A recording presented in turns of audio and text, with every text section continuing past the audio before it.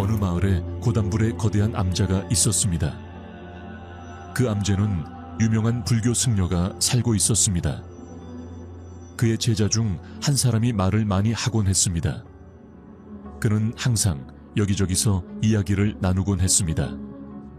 그는 기부금을 모으러 갈 때마다 집집마다 새로운 이야기를 가져와서 아슈람의 다른 제자들에게 전하곤 했습니다. 그는 한 델레에 대해 다른 델레에게 험담하고 다른 사람들 앞에서 좋은 사람이 되려고 노력하는 것에 대해 나쁘게 이야기하곤 했습니다. 그는 입으로 자신을 칭찬하곤 했습니다.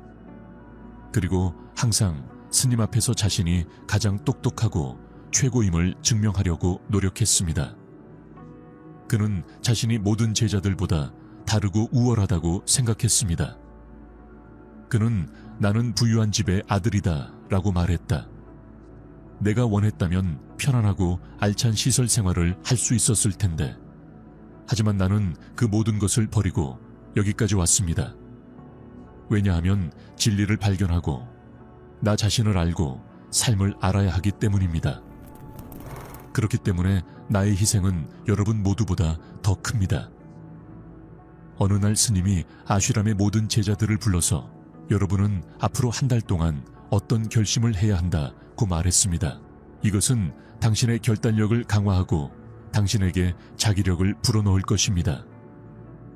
여러분 모두는 자신의 능력에 따라 어떤 결심도 할 수 있습니다.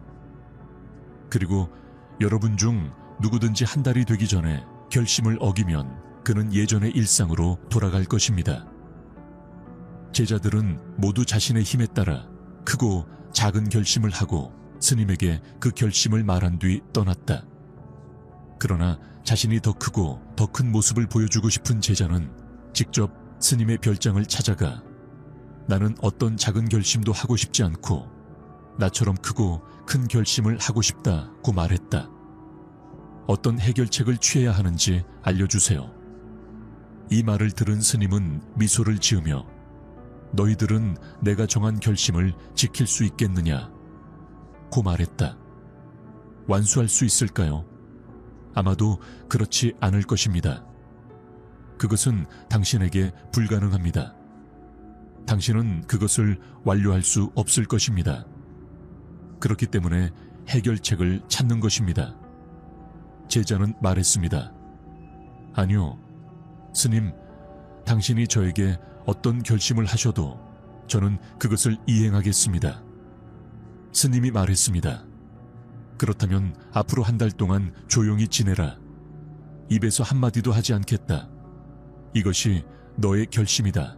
제자가 말하기를, 스님, 이것도 다짐입니까? 이것은 매우 쉽습니다. 한 달 동안 침묵을 유지하십시오. 당신은 제 능력에 걸맞은 큰 결심을 하셨습니다. 이행하는데 문제가 있는데 스님은 먼저 이 결심을 이행하고 보여주라. 그 제자는 불교 승려에게 순종했고 그는 침묵했습니다. 동시에 그는 돌아서 오두막 밖으로 나갔고 침묵을 유지하는 것이 훨씬 더 쉽다는 것을 알았습니다. 하루는 묵묵히 지냈지만 둘째 날부터 그의 마음속에는 말을 하지 못한다는 부담감이 커지기 시작했다. 3일째부터 몸이 무거워지기 시작했고 4일째부터는 묘한 불안감을 느끼기 시작했습니다.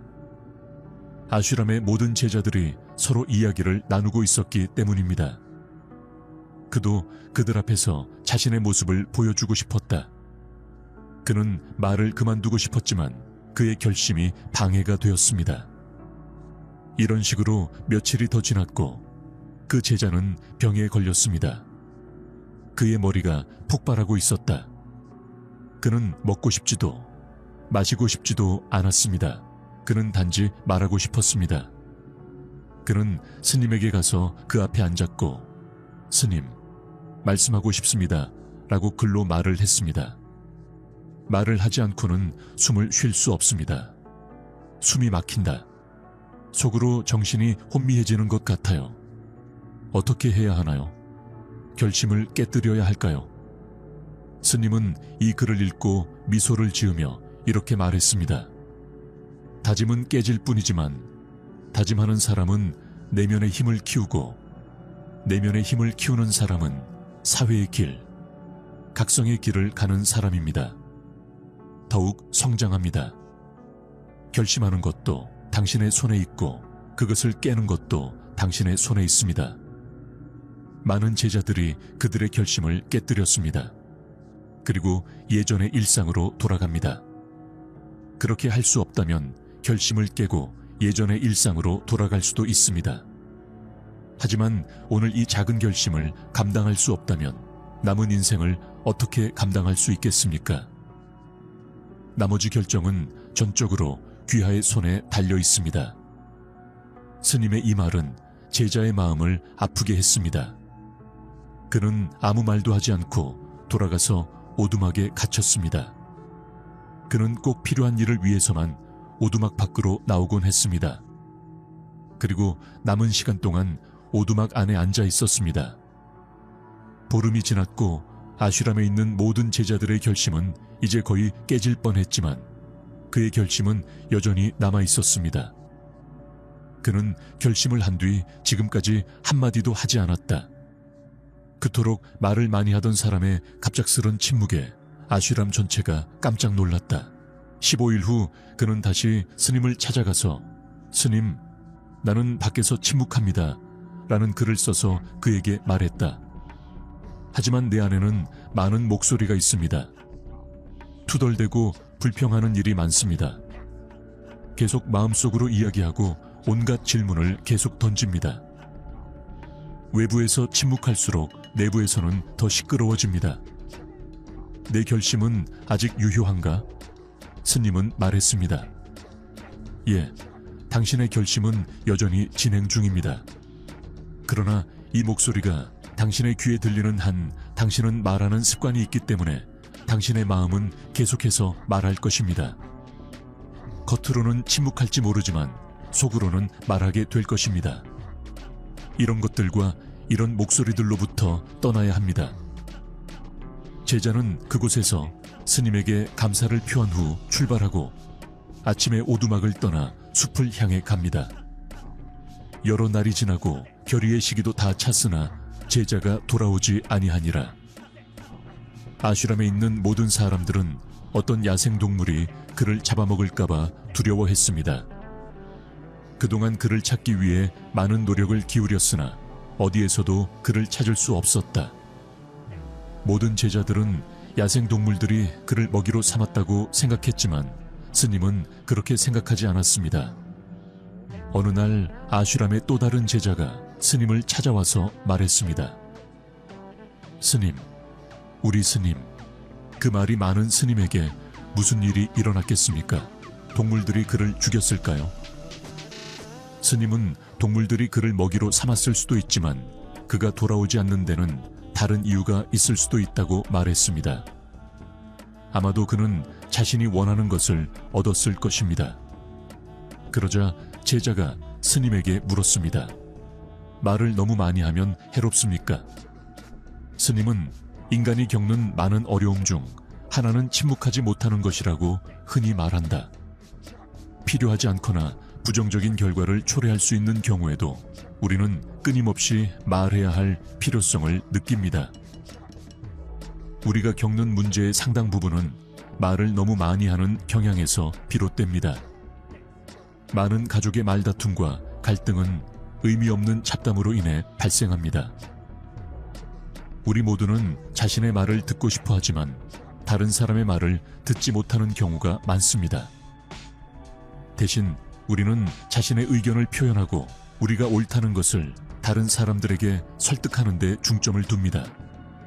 이는 더 많은 오해와 분노를 불러일으킬 뿐입니다. 이렇게 말하고 듣지 않는 패턴은 우리 삶 전반에 걸쳐 계속되어 불필요한 스트레스와 오해를 야기합니다. 그러나 이러한 무지 속에서 우리는 우리의 시간, 삶, 이해력, 그리고 살아볼 수 있고 경험할 수 있고 즐길 수 있는 가장 중요하고 귀중한 순간들을 잃게 됩니다. 하지만 그 대가로 우리는 무엇을 얻나요? 아무것도 아님. 모든 것이 헛되고 낭비되게 됩니다. 다른 사람들이 그들의 도착에 대해 모르는 것처럼 우리가 이 광기 속에서 무엇을 잃었는지 아는 사람은 극소수입니다. 마찬가지로 그들은 자신의 출발에 대해 알지 못합니다. 제자가 이르되 그러면 해결책이 무엇입니까? 스님은 이렇게 말했습니다. 이것이 완전한 알아차림으로 자신의 생각을 관찰하는 유일한 방법입니다. 현재에 머물면서 모든 정신적 문제를 숙고하고 완전한 자각으로 일을 수행하면 삶에 기적적인 변화가 일어납니다. 그 후 스님으로부터 질문에 대한 답을 들은 뒤 절을 하고 그곳을 떠났다. 그 제자가 아쉬람을 떠난 지 석 달이 지났지만 그에 대한 소식은 없었습니다. 불교 승려들은 그가 돌아올 희망을 포기했습니다. 어느 날 모두가 놀라고 행복하게도 그는 아쉬람으로 돌아왔습니다. 그는 떠난 사람이 아니었습니다. 그는 놀라운 변화를 겪었고 그에게서 평온한 느낌이 뿜어져 나왔습니다. 그의 얼굴에는 평화와 평온함이 물씬 풍겼다. 그가 아쉬람에 오자마자 모든 제자들이 사방에서 그를 둘러싸고 이야기를 시작했습니다. 그리고 제자들에게도 말씀하시기 시작하셨습니다. 그와 이야기를 나눈 모든 사람들은 그가 더 이상 전처럼 참을성이 없고 말이 많지 않다고 느꼈습니다. 그의 입에서는 모든 단어가 매우 부드럽고 달콤하게 나왔습니다. 그는 제자들과 잠시 이야기를 나눈 뒤 곧장 스님을 향해 갔다. 그는 스님의 발을 만지며 내가 아직도 침묵하고 있는가? 라고 말했다. 내 결심이 아직 유효한가요? 스님은 한동안 제자의 눈을 주의 깊게 바라보며 말했습니다. 예, 당신은 여전히 침묵하고 있습니다. 당신의 입에서는 한마디도 나오지 않고 당신의 결심은 여전히 유지됩니다. 제자는 내가 아쉬람을 떠날 때 입으로는 잠잠했지만 내 속에는 많은 소리들이 있었다고 말했습니다. 내 마음속에는 많은 질문이 있었고 그들은 멈추지 않았습니다. 그래서 나는 그곳에서 평화를 찾고 마음의 잡담이 줄어들기를 바라며 숲으로 갔다. 하지만 고독 속으로 들어갈수록 내 안의 목소리는 더욱 커졌습니다. 나는 내 안에서 오래된 목소리를 듣기 시작했습니다. 그제서야 나는 내가 얼마나 잘못하고 있는지 깨달았습니다. 가족, 친구, 스님들에게 나쁜 말을 했을 때 그 당시에는 내가 옳은 말을 하고 있다는 느낌을 받곤 했습니다. 스님들을 험담하고 놀릴 때에도 나는 그들보다 낫다고 생각하곤 했습니다. 그런데 그날 처음으로 내가 얼마나 말을 잘못했는지 깨달았습니다. 오랫동안 이런 목소리, 이런 불평이 내 안에서 계속 들려왔지만 어느 날 점차 이 모든 목소리가 내 안에서 사라졌습니다. 이제 나는 안에서도 침묵하게 되었습니다. 그 울창한 숲에는 밖에서 말을 걸어주는 사람도 없었고 안에는 소리도 남지 않았다. 그리고 나는 그날 처음으로 침묵의 진정한 의미를 깨달았다. 내 주위에는 평화가 있었습니다. 이전에 들려오던 목소리가 여전히 들리고 있었지만 나는 그 소리를 들을 수 없었습니다. 하지만 이제 나는 그 모든 목소리를 명확하게 들을 수 있었습니다. 바람이 부는 소리, 새들의 지저귀는 소리, 그리고 물 흐르는 소리. 나는 처음으로 완전한 의식을 가지고 이 모든 목소리를 들었습니다. 나는 전에는 내 주변에서 이렇게 많은 평화를 느껴본 적이 없었습니다. 그래서 나는 처음으로 이 평화를 깨뜨리기 위해 입에서 아무 말도 꺼내지 않았습니다. 나는 맙소사, 이게 무슨 평화야? 라고 외쳤습니다. 왜 모든 것이 그렇게 조용합니까? 무슨 일이에요? 그러나 내가 소리를 질러도 평화는 깨지지 않았습니다. 외부와 내부 모두가 이전처럼 조용했습니다. 친애하는 스님, 저는 동료 제자들과 당신과 대화를 나눴습니다. 육체적으로 나는 말하고 걷고 주변의 모든 것을 관찰하고 있습니다. 그러나 나는 내부적으로 그리고 침묵 속에서 완전히 외로움을 느낍니다. 내 자신을 표현하려고 노력해도 나는 여전히 고립감을 느낀다. 이제 나는 모든 것을 명확하게 볼 수 있고 모든 것을 더 생생하게 들을 수 있습니다. 스님은 우리 내부의 불안은 겉으로 지나치게 말을 많이 함으로써 일어난다고 말했습니다. 그러나 우리가 내면으로 돌아서면 무슨 말을 하든 침착함을 유지합니다. 세상의 악의 대부분은 우리의 말에서 비롯됩니다. 왜냐하면 우리는 침묵을 두려워하기 때문입니다. 우리는 필요 이상으로 말을 많이 하고 다른 사람의 말을 듣지 않습니다. 대신 우리는 우리가 누구인지, 무엇을 할 수 있는지 이해시키기 위해 그들을 방해합니다. 이것이 우리 삶의 목적이 되고 우리의 모든 에너지는 무의미한 대화에 낭비됩니다. 그러한 사회는 슬픔으로 가득 차 있습니다. 왜냐하면 사람들은 서로의 말을 듣지도 않고 이해하려고 노력하지도 않기 때문입니다. 그들은 침묵의 가치를 모릅니다. 침묵이 자신을 작아지게 만들기 때문입니다. 세상의 모든 싸움의 원인은 우리의 지나친 말투입니다. 그러므로 우리는 에너지를 절약하는 데 필요한 만큼만 말해야 합니다. 불필요한 말은 결코 우리를 안으로 들어가게 하지 않고 항상 우리를 밖으로 끌어당깁니다. 우리가 내면의 세계로 향하고 싶다면 입을 다물고 있어야 합니다. 그렇기 때문에 깨달은 모든 부처님들은 너무 많이 말하고 너무 많이 듣는 것을 피하기 위해 고독을 향해 달려갔습니다. 그들은 고독 속에서도 침착함을 유지하여 쉽게 내부로 이동할 수 있었습니다. 이 세상에 사는 동안에도 우리는 고독하고 평온함을 유지할 수 있습니다. 하지만 그러기 위해서는 무의미한 말에 낭비하는 에너지를 아껴야 합니다. 이 이야기의 교훈은 헛된 말을 하는 것은 에너지 낭비라는 것입니다. 안으로 여행하고 싶은 사람들은 입을 다물고 있어야 합니다. 이 여정이 끝나갈 무렵 저는 여러분이 우리 커뮤니티의 필수적인 부분이 되도록 초대합니다. 이 이야기에서 영감을 얻으셨다면 구독 버튼을 누르고 친구들과 공유하고 아래에 여러분의 생각이나 다음에 듣고 싶은 이야기를 댓글로 남겨서 더 많은 동기부여와 평온의 순간을 누리도록 지원해 주세요. 끝까지 고생하셨다면 옴마니밤메훔 댓글로 알려주세요. 시청해 주셔서 감사합니다. 구독과 알림벨 울리는 것 잊지 마세요. 귀하의 참여가 우리의 여정에 활력을 불어넣습니다. 지혜와 깨달음의 길을 저희와 함께 걸어주셔서 감사합니다.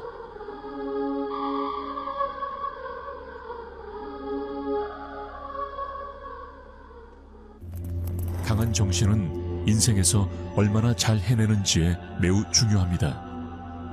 그것은 일이 힘들어도 계속 나아가는 데 도움이 되는 비밀스러운 힘과 같습니다. 정신적 힘은 문제를 해결하고 목표를 고수하고 특히 재능과 기술만으로는 충분하지 않을 때 결단력을 가지고 도전에 맞서는 데 도움이 됩니다. 이 영상은 불교의 핵심 사상과 정신을 약하게 만들 수 있는 10가지 습관에 대한 것입니다. 이러한 가르침을 배우고 활용한다면 우리는 정신을 더 강하게 만들고 힘든 시기를 극복할 수 있는 여정을 시작할 수 있습니다. 습관 1번. 부정적인 사고방식을 갖는 것. 부정적인 사고방식은 우리 내면의 행복이라는 밝은 태양을 가리는 무거운 구름과 같습니다. 그것은 우리 삶의 모든 것을 우울과 절망의 그늘로 물들이기 때문에 우리를 정신적으로 약하게 만드는 습관입니다. 우리가 끊임없이 나쁜 일에 집중할 때 우리는 주변에서 일어나는 좋은 일을 놓칩니다. 그것은 검은 안경을 쓰는 것과 같습니다.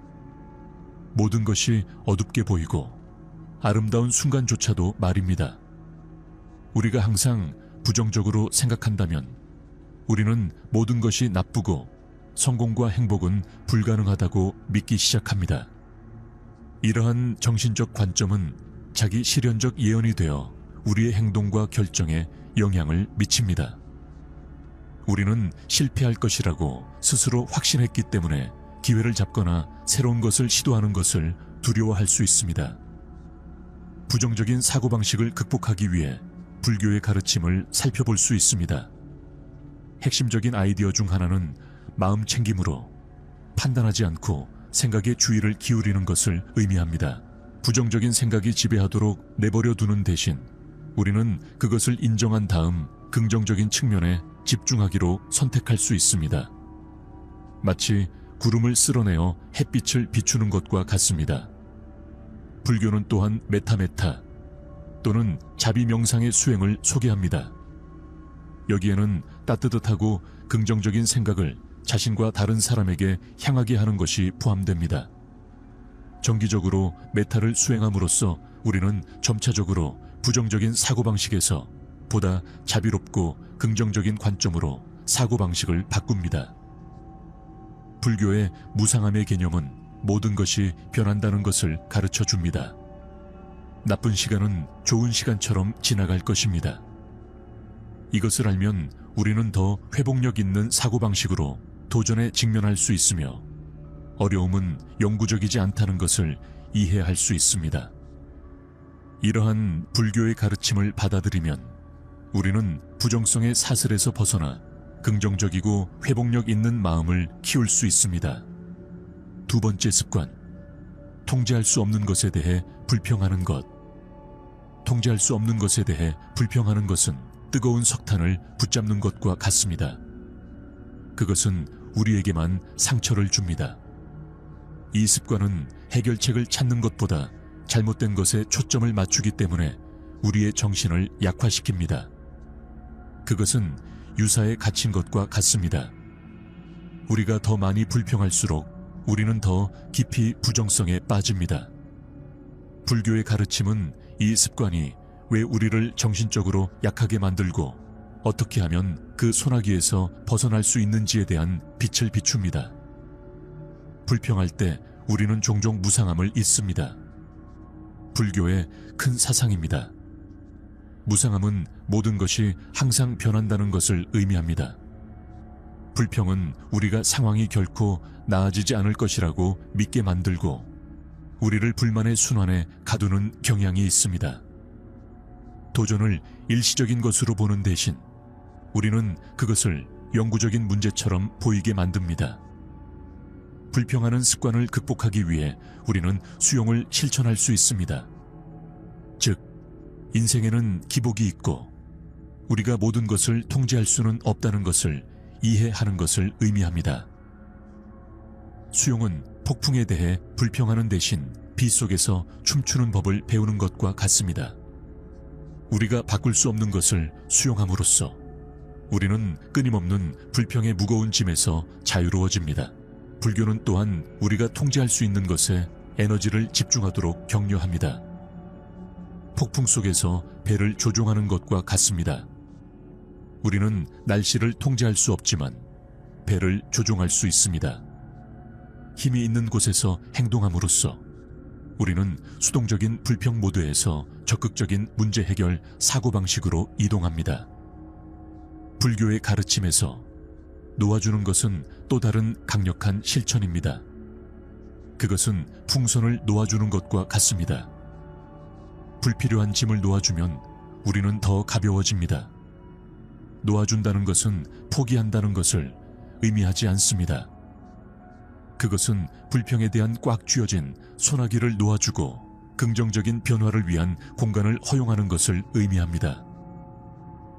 이러한 불교 원칙을 우리 삶에 통합함으로써 우리는 균형 잡힌 마음으로 도전에 접근하고 상황의 무상함을 받아들이고 변화를 만들 수 있는 곳에 노력을 집중하는 법을 배웁니다. 그렇게 함으로써 우리는 불평의 소나기에서 벗어나 역경에 직면하더라도 우리를 앞으로 나아가게 하는 정신적 힘을 기릅니다. 세 번째 습관, 자신을 표현하지 않는 것.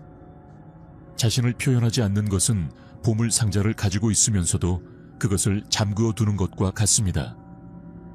이 습관은 우리의 생각, 감정, 아이디어를 세상과 공유하지 못하게 하기 때문에 우리의 정신을 약화시킵니다. 불을 켜지 않고 어두운 방을 탐색하려는 것과 같습니다. 모든 것이 혼란스럽고 압도적입니다. 불교의 가르침은 이 습관이 왜 우리를 정신적으로 약하게 만들고 어떻게 하면 그 제약에서 벗어날 수 있는지 이해하도록 안내합니다. 불교에서는 자신을 진실하게 표현하는 것이 정신적 웰빙을 위한 튼튼한 기반을 구축하는 데 필수적이라고 생각합니다. 생각과 감정을 억제하면 탄산 음료를 병에 담는 것과 같습니다. 압력이 쌓이고 결국 폭발할 수 있습니다.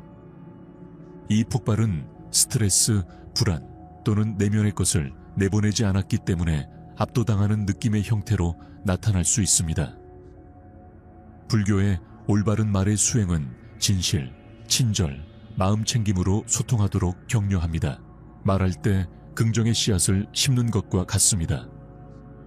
우리의 말은 이해와 연결의 정원으로 자랄 수 있습니다. 우리의 말을 이러한 원칙에 맞춰 조정함으로써 우리는 자신과 다른 사람 사이에 다리를 놓고 진정한 관계를 육성합니다. 자신을 표현하지 않는 습관을 극복하기 위해 마음 챙김은 귀중한 도구가 됩니다. 마음 챙김은 거울과 같습니다. 그것은 우리의 생각을 반영하고 우리가 감정을 인식하도록 도와줍니다. 순간에 존재함으로써 우리는 판단 없이 우리의 생각을 관찰하고 명확하고 연민으로 자신을 표현할 수 있습니다. 자신을 표현하는 것은 단지 말에 관한 것이 아닙니다. 신체 언어와 제스처와 같은 비언어적 의사소통도 포함될 수 있습니다. 이러한 말하지 않은 표현은 마치 비밀 언어와 같아서 한마디도 하지 않아도 우리의 감정과 생각을 전달합니다. 비언어적 의사소통을 인식함으로써 우리는 자신을 진정으로 표현하는 능력을 향상시킵니다. 이러한 불교 가르침을 우리 삶에 통합함으로써 우리는 진정한 표현이 우리 자신을 해방할 뿐만 아니라 우리 주변 사람들의 웰빙에도 기여한다는 것을 알게 됩니다. 창문을 열어 신선한 공기를 들이는 것과 같습니다. 자신을 표현하면 이해와 연결의 빛이 우리의 정신적 공간을 밝게 합니다. 자신을 표현하지 않는 습관에서 벗어나면 우리는 진정성을 향한 여정을 시작하고 회복력 있고 강력한 마음을 구축합니다. 습관 4번. 자신의 문제에 대해 다른 사람을 비난합니다. 자신의 문제에 대해 다른 사람을 비난하는 것은 돌로 가득 찬 배낭을 메고 경주를 하려는 것과 같습니다. 그것은 우리를 무겁게 만들고 진행 속도를 늦춥니다. 이 습관은 우리의 힘을 빼앗기 때문에 우리의 정신을 약화시킵니다. 그것은 우리 삶의 스티어링 휠을 스스로 운전하는 대신 다른 사람에게 넘기는 것과 같습니다. 불교의 가르침은 이 습관이 왜 우리를 정신적으로 약하게 만드는지, 그리고 우리가 어떻게 비난 게임에서 벗어날 수 있는지를 보여줍니다. 불교에서 카르마 개념은 우리의 행동이 결과를 가져온다는 것을 가르쳐 줍니다. 다른 사람을 비난하는 것은 이 법칙을 무시하는 것과 같습니다. 그것은 우리가 우리 자신의 삶의 전개의 역할을 한다는 것을 인정하지 않는 것입니다. 우리가 비난할 때 우리는 여정에 적극적으로 참여하는 사람이 아니라 구경꾼처럼 됩니다. 개인적인 책임을 지는 것은 우리가 경험을 형성할 수 있는 능력이 있다는 것을 이해하는 것입니다. 그것은 우리 배의 선장이 되는 것과 같습니다. 우리는 폭풍에 직면할 수 있지만 우리는 그것을 헤쳐나갈 수 있습니다. 우리가 다른 사람을 비난할 때 그것은 우리에게 통제력이 없다고 말하는 것과 같지만 실제로는 그렇습니다. 우리의 행동이 중요하다는 생각을 받아들임으로써 우리는 긍정적인 선택을 하고 비난하는 습관을 극복할 수 있는 힘을 얻습니다. 용서는 중요한 역할을 합니다. 용서는 다른 사람이 한 일이 괜찮다고 말하는 것이 아닙니다. 그것은 원망을 짊어지는 짐에서 벗어나는 것입니다. 그것은 무거운 배낭을 내려놓는 것과 같습니다. 우리는 더 가볍고 자유로워집니다. 다른 사람과 자신을 용서하는 것은 우리의 개인적 책임을 되찾기 위한 강력한 단계입니다. 불교의 핵심 수행인 마음 챙김은 우리가 생각과 행동을 인식하는 데 도움이 됩니다. 그것은 어두운 길에 빛을 비추는 것과 같습니다. 우리는 우리가 어디로 가고 있는지 볼 수 있습니다. 마음 챙김을 통해 우리는 비난하고 싶은 유혹을 받을 때 자신을 잡고 더 강력한 대응을 선택할 수 있습니다. 비난에서 책임으로의 이러한 변화는 배낭 속의 돌을 날아오르는데 도움이 되는 날개로 바꾸는 것과 같습니다. 이러한 불교의 가르침을 우리 삶에 통합하면 우리의 힘으로 나아가 여정을 책임질 수 있습니다. 비난 게임에서 벗어나는 것은 다른 사람을 책임지게 하는 것만이 아닙니다. 비난에서 벗어나 개인적 책임을 수용함으로써 긍정적이고 회복력 있는 사고방식을 형성하는 우리의 행위와 능력을 인식하는 것입니다. 우리는 정신적 힘과 자기 강화 습관을 향한 여정을 시작합니다. 5번째 습관, 시각화 대신 환상을 꾸는 것. 시각화 대신 환상을 꾸는 것은 공중에 성을 쌓는 것과 같습니다. 아름다울 수는 있지만 견고한 기초가 없습니다. 이 습관은 우리를 현재 순간의 현실에서 분리시키기 때문에 우리의 정신을 약화시킵니다. 사막에서 신기루를 쫓는 것과 같습니다. 우리는 결코 우리가 갈망하는 것을 얻지 못할 수도 있습니다. 불교의 가르침은 이 습관이 우리를 정신적으로 약하게 만드는 이유와 더욱 현실적이고 긍정적인 사고방식을 위해 환상에서 시각화로 전환하는 방법에 대한 통찰력을 제공합니다. 환상에는 종종 비현실적인 시나리오와 희망적 사고가 포함됩니다. 무지개 끝에 금광이 있기를 기대하는 것과 같습니다. 아름다운 생각이지만 현실의 기반을 두지 않았습니다. 환상에 빠지면 현재 순간의 아름다움을 놓치면서 백일몽을 꾸는 것과 같습니다. 이 습관은 현실이 상상의 시나리오와 일치하지 않을 때 실망으로 이어질 수 있기 때문에 우리를 약화시킵니다. 반면 시각화는 달성 가능한 목표에 대한 정신적 이미지를 만드는 것을 포함합니다. 마치 보물 지도를 가지고 있는 것과 같습니다. 우리는 열망을 달성하기 위한 항로를 계획할 수 있습니다. 불교는 긍정적인 결과를 시각화하고 이를 실현하기 위한 실질적인 조치를 취하는 것과 일치하는 올바른 의도와 올바른 행동의 중요성을 강조합니다. 열망을 현실에 근거시킴으로써 꿈과 달성 가능한 목표 사이에 격차를 메웁니다. 불교의 무상성의 가르침은 변화가 일정하다는 것을 상기시켜줍니다. 환상은 종종 미래에 대한 고정된 생각에 집착하는 것을 포함하는 반면 시각화는 끊임없이 변화하는 삶의 풍경에 적응합니다. 해안을 붙잡으려고 하지 않고 파도를 타는 것과 같습니다. 우리는 삶의 흐름에 따라 움직입니다. 모든 것의 무상성을 인정함으로써 우리는 더 유연하고 회복력 있는 사고방식을 개발합니다. 환상의 습관을 극복하기 위해 마음 챙김은 귀중한 도구가 됩니다. 현재를 명확하게 보는 데 도움이 되는 안경을 쓰는 것과 같습니다. 우리는 생각을 인식하고 긍정적이고 현실적인 시각화로 부드럽게 안내합니다. 마음 챙김은 우리가 목표를 향해 적극적으로 노력하는 동안 현재 순간의 아름다움을 감상할 수 있게 해줍니다. 이러한 가르침을 우리 삶에 통합하면 환상에서 시각화로 전환하여 보다 긍정적이고 현실적인 사고방식을 육성할 수 있습니다. 무상함, 올바른 의도, 마음 챙김의 원칙을 수용함으로써 우리는 공중에 성을 쌓는 습관에서 벗어날 수 있습니다. 시각화는 강력한 동맹이 되어 긍정적인 현실을 실현하고 목적과 회복력을 가지고 삶의 여정을 항해하는 데 도움이 됩니다. 6번째 습관, 개인적 관계를 위한 시간을 내지 않는 것. 개인적 관계를 소홀히 하는 것은 정원을 가꾸면서도 식물에 물을 주는 것을 잊는 것과 같습니다. 시간이 지나면서 모든 것이 시들어집니다. 이 습관은 인간이 사회적 존재이고 의미 있는 관계는 기쁨과 지원을 가져다 주기 때문에 우리의 정신을 약화시킵니다. 바람 없이 배를 항해하려는 것과 같습니다. 우리는 움직일 수 있지만 느리고 외로운 여정입니다. 불교의 가르침은 이 습관이 왜 우리를 정신적으로 약하게 만드는지, 그리고 시간이라는 선물을 통해 어떻게 더 강한 연결을 키울 수 있는지 이해하도록 안내합니다. 개인적인 관계를 소홀히 하는 것은 따뜻하고 환영하는 집의 문을 닫는 것과 같습니다.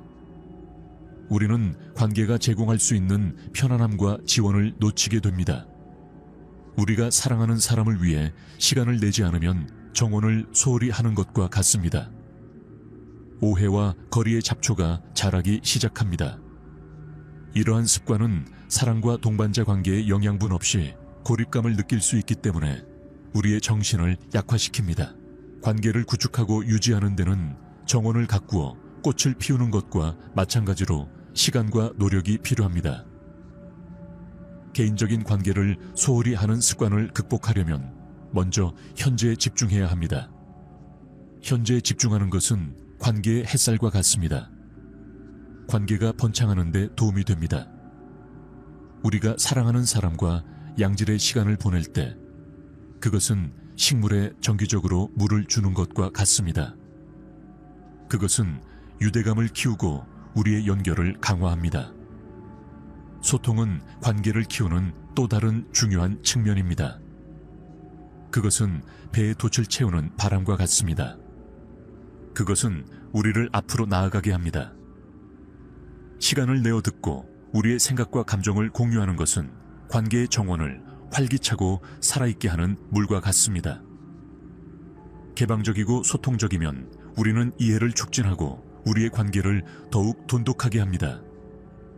불교는 우리가 사랑하는 사람과 함께 보내는 시간을 포함하여 삶의 무상함을 인식하도록 격려합니다. 그것은 맛있는 식사를 음미하는 것과 같습니다. 그것이 영원히 지속되지 않을 것이라는 것을 알 때 우리는 그것을 더 감사하게 생각합니다. 습관 7번.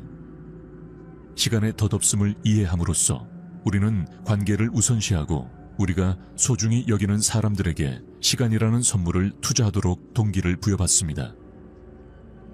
이러한 가르침을 우리 삶에 통합하면 개인적 관계가 우리의 웰빙의 직무를 짜는 실과 같다는 것을 상기시켜 줍니다. 사랑하는 사람을 위해 시간을 내는 것은 우리의 마음을 강화하고 우리의 삶을 풍요롭게 하는 지원 시스템을 만들어냅니다. 개인적 관계를 소홀히 하는 습관에서 벗어나면 우리 곁에 동반자가 있는 삶의 여정을 항해할 수 있어 항해가 더 즐겁고 보람있게 됩니다. 감정이 우리를 지배하게 하는 것은 강한 강물 흐름에 휩쓸리는 것과 같습니다. 우리는 통제력과 방향을 잃습니다. 이 습관은 감정을 관리하지 않으면 압도적이 되어 우리를 잘못된 길로 이끌 수 있기 때문에 우리의 마음을 약화시킵니다. 나침반 없이 폭풍 속에 있는 것과 같습니다. 우리는 난류 속에서 길을 잃을 수 있습니다. 불교의 가르침은 이 습관이 왜 우리를 정신적으로 약하게 만드는지, 그리고 어떻게 감정의 흐름을 항해하기 위해 감정지능을 개발할 수 있는지 이해하도록 안내합니다. 불교에서 마음챙김은 감정에 휩쓸리지 않고 감정을 관찰하도록 격려하는 강력한 수행입니다. 강둑에 서서 물이 흐르는 것을 지켜보는 것과 같습니다. 우리는 감정에 휩쓸리지 않고 감정을 목격할 수 있습니다. 감정에 지배당하게 되면 닿지 없는 폭풍에 갇힌 것과 같습니다. 우리는 휘둘리게 되고 길을 찾는 것이 어려워집니다.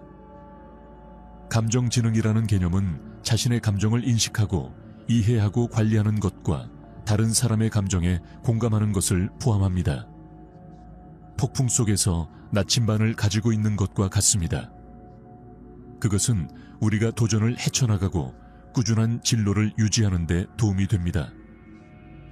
감정에 지배당하게 되면 격동하는 힘에 조타 장치를 넘겨주는 것과 같아 혼란 속에서 길을 잃을 위험이 있습니다. 감정에 지배당하는 습관을 극복하기 위해 마음챙김은 귀중한 동맹이 됩니다. 마음챙김은 튼튼한 배와 같습니다. 그것은 우리가 전복되지 않고 파도를 헤쳐나가는 데 도움이 됩니다.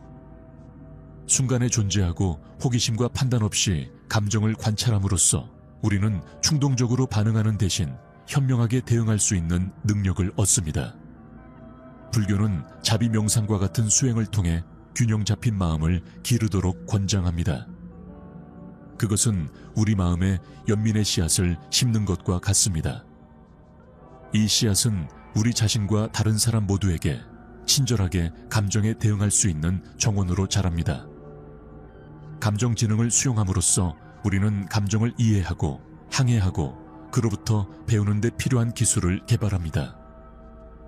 이러한 가르침을 우리 삶에 통합하면 감정이 우리를 지배하게 하는 습관에서 벗어나는 데 도움이 됩니다. 감정적 폭풍에 휘말리는 대신 우리는 마음챙김과 연민으로 조타하는 감정적 배의 선장이 됩니다. 감정 지능을 기르면 회복력으로 감정의 바다를 항해하고 정신적 힘과 웰빙을 향한 꾸준한 항로를 유지합니다. 8번째 습관, 모든 것을 통제하려고 노력하는 것. 모든 것을 통제하려고 노력하는 것은 너무 많은 공을 저글링하는 것과 같습니다. 지치고 결국에는 모든 공을 떨어뜨릴 수도 있습니다. 이 습관은 좌절과 실망을 초래하기 때문에 우리의 정신을 약화시킵니다. 바람을 잡으려고 노력하는 것과 같습니다. 불가능하고 좌절스럽습니다. 불교의 가르침은 이 습관이 왜 우리를 정신적으로 약하게 만드는지 이해하고 통제를 포기하는 역설에서 어떻게 힘을 얻을 수 있는지 알려줍니다. 불교에서 무애착의 개념은 통제의 환상을 버리라고 가르칩니다. 구름을 붙잡을 수 없다는 것을 깨닫는 것과 같습니다. 구름은 항상 변하고 이동합니다. 모든 것을 통제하려고 할 때 물을 붙잡으려고 하는 것과 같습니다. 손가락 사이로 빠져나갑니다. 무력감을 느끼게 합니다. 통제를 포기한다는 것은 포기하는 것을 의미하지 않습니다. 대신 영향력의 한계를 인식하는 것을 의미합니다. 정원에 씨앗을 심는 것과 같습니다. 우리는 씨앗을 키우지만 날씨는 통제할 수 없습니다. 날씨에 따라 비가 오거나 맑아질 수 있지만 우리의 역할은 정원을 주의 깊게 돌보는 것입니다. 어떤 것들은 우리의 통제를 벗어난다는 것을 받아들일 때 우리는 꽉 움켜쥔 주먹을 푸는 것처럼 끊임없는 투쟁에서 자유로워집니다. 모든 것을 통제하려는 습관을 극복하기 위해 마음챙김이 우리의 동맹이 됩니다. 마음챙김은 흔들리지 않는 닭과 같습니다. 그것은 우리가 영향을 미칠 수 있는 것에 집중하고 나머지는 놓아줌으로써 우리를 현재 순간에 뿌리를 내리게 합니다. 우리는 우아하고 회복력 있게 불확실성의 바다를 항해합니다. 불교는 통제를 포기하면 진정한 힘으로 이어진다는 역설을 받아들이도록 격려합니다. 그것은 우리의 소나기를 놓음으로써 인생의 도전에 맞설 힘을 얻는다는 것을 깨닫는 것과 같습니다. 우리가 통제하려는 욕구를 포기할 때 그것은 마치 우리의 손을 열어 인생이 제공하는 것을 받아들이는 것과 같습니다. 우리의 선입견에 집착하는 대신 이러한 가르침을 우리 삶에 통합하면 모든 것을 통제하려는 부담을 내려놓게 됩니다.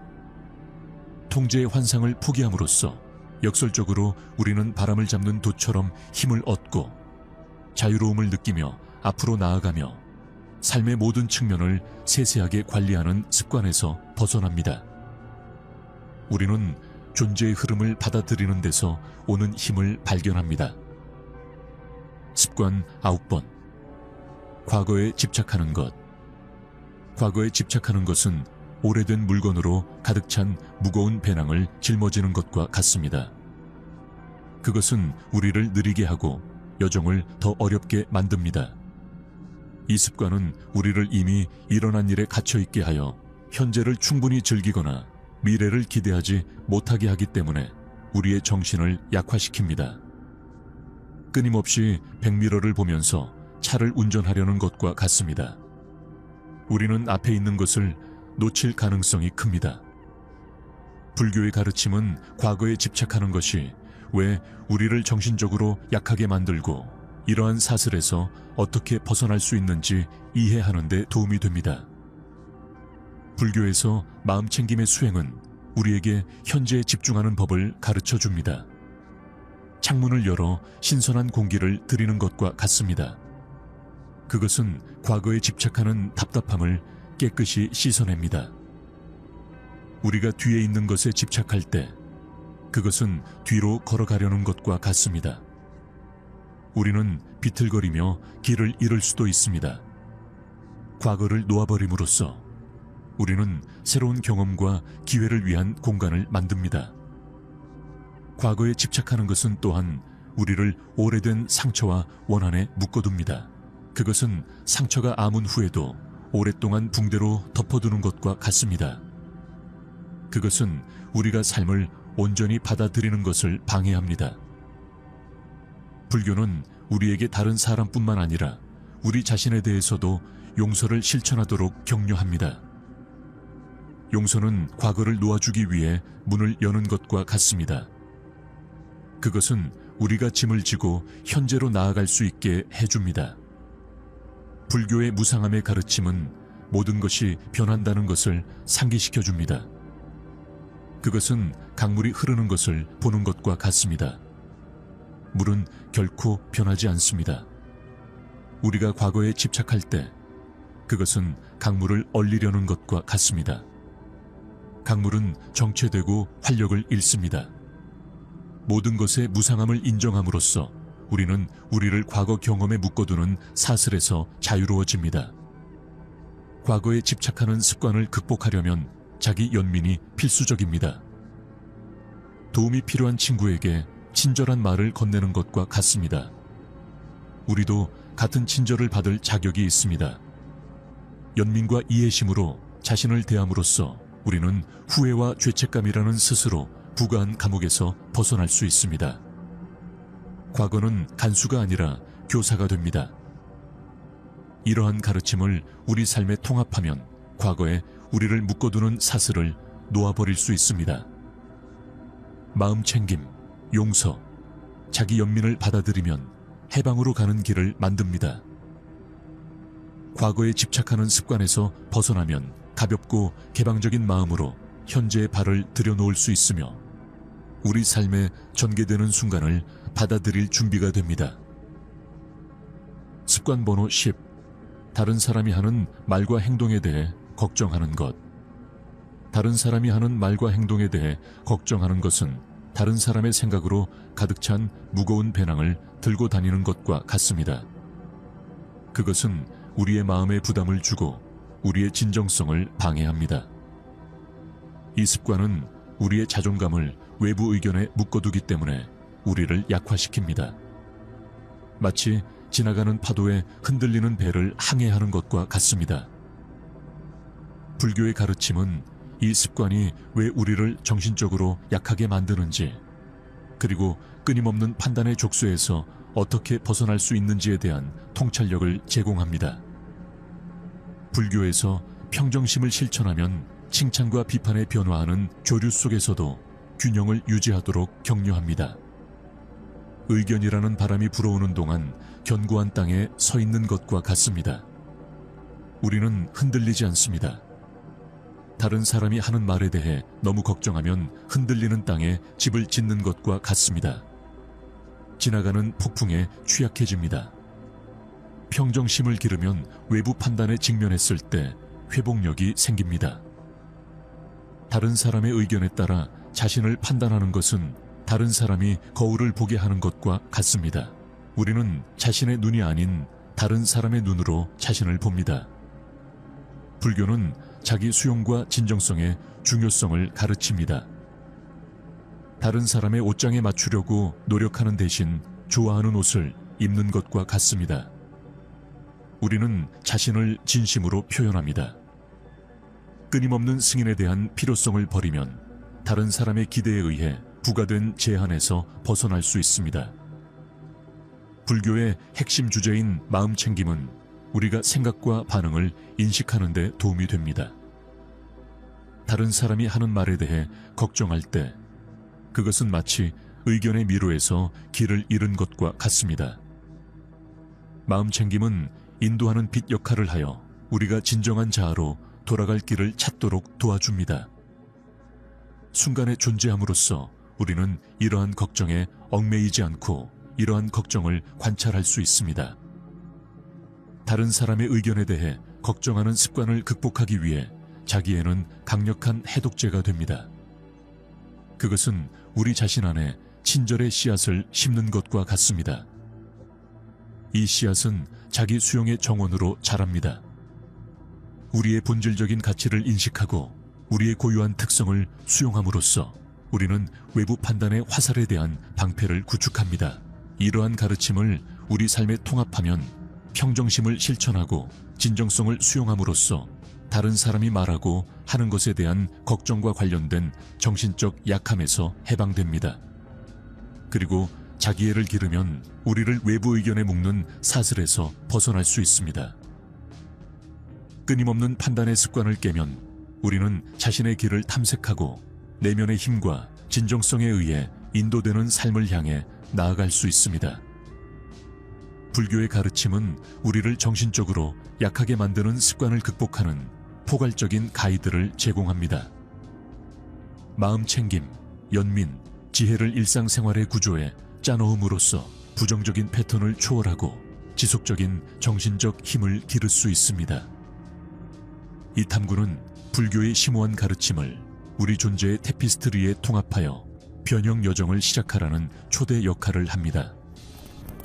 오늘의 영상이 마음에 들었으면 좋겠습니다. 불교의 가르침 시리즈를 원하시면 댓글 섹션에 예 라고 댓글을 남겨주세요. 시청해 주셔서 감사합니다. 다음 시간에 뵙겠습니다.